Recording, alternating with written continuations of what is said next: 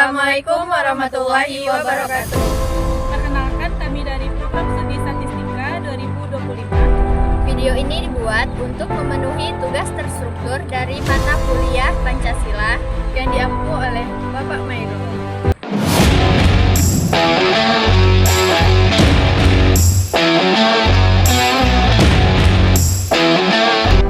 Indonesia dikenal sebagai bangsa yang besar, beragam, dan menjunjung tinggi nilai luhur.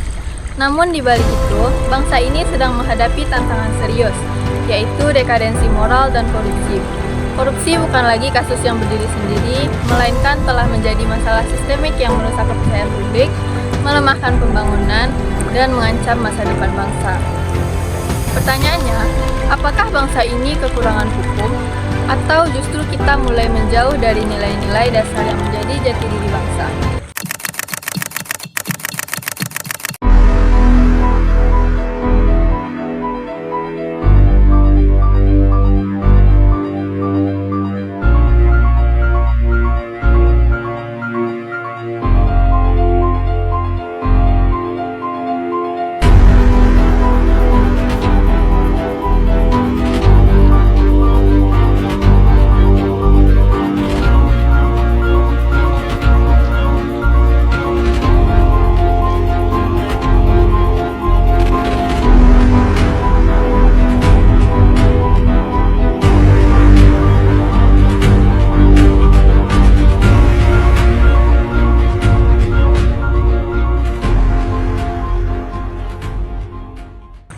Disinilah Pancasila hadir bukan hanya sebagai dasar negara, tetapi sebagai sistem etika yang mampu menjadi pedoman moral dalam kehidupan pribadi, sosial, dan pemerintahan.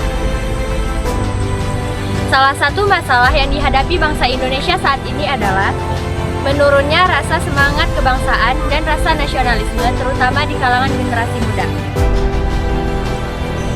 Masuknya budaya asing tanpa adanya filter nilai kebangsaan membuat masyarakat melupakan nilai luhur dari bangsa. Akibatnya, berbagai konflik sosial bermunculan, mulai dari intoleransi, lunturnya solidaritas, hingga meningkatnya praktik korupsi. Pancasila seolah hanya dilafalkan pada saat upacara, namun tidak diamalkan dan dihayati di dalam diri masyarakat Indonesia. Korupsi sendiri berasal dari kata corrumper, yaitu rusak ataupun menyimpang.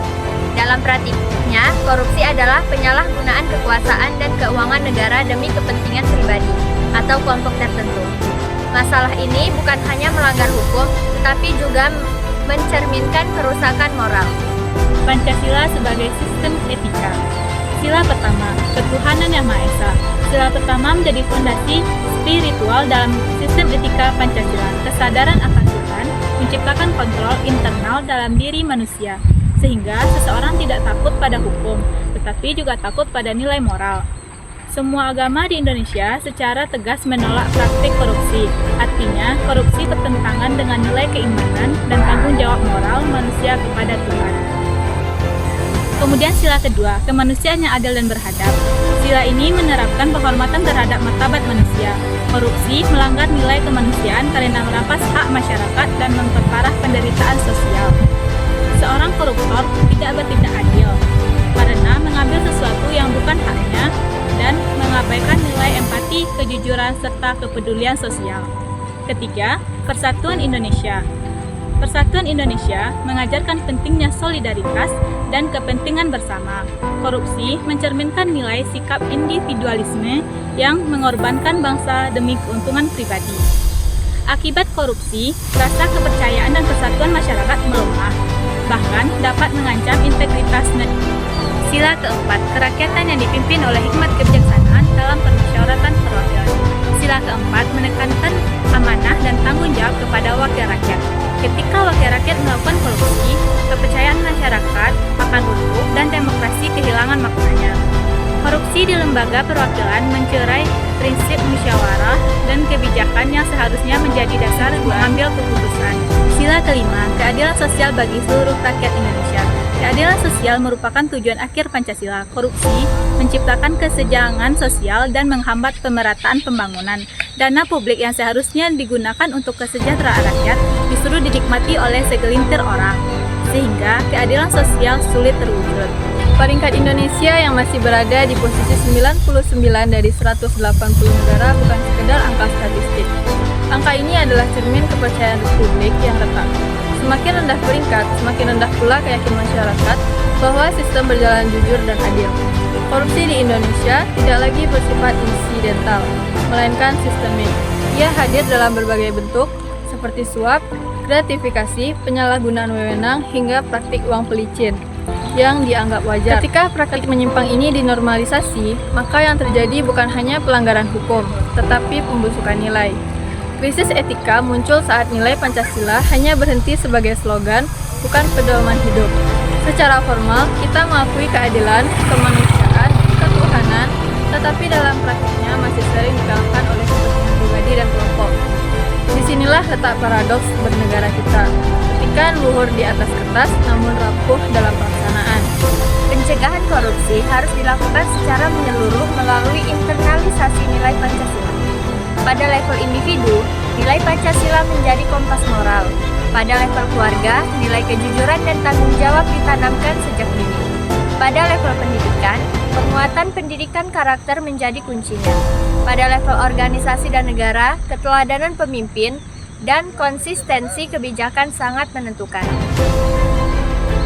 4 mekanisme utama pencegahan korupsi adalah kesadaran spiritual, empati kemanusiaan, solidaritas nasional, dan keadilan distributif. Pancasila merupakan sistem etika yang komprehensif dalam menghadapi dekadensi moral dan korupsi. Kelima silanya saling berkaitan dan membentuk fondasi moral bagi kehidupan berbangsa dan bernegara. Korupsi bukan hanya pelanggaran hukum, tetapi pengkhianatan terhadap nilai Pancasila.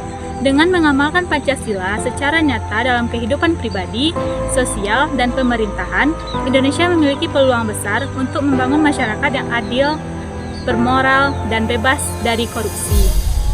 Perubahan besar selalu dimulai dari nilai kecil yang dijalankan secara konsisten. Kita sebagai generasi muda ke depannya harus mampu mencerminkan nilai-nilai Pancasila dalam sikap dan tindakan.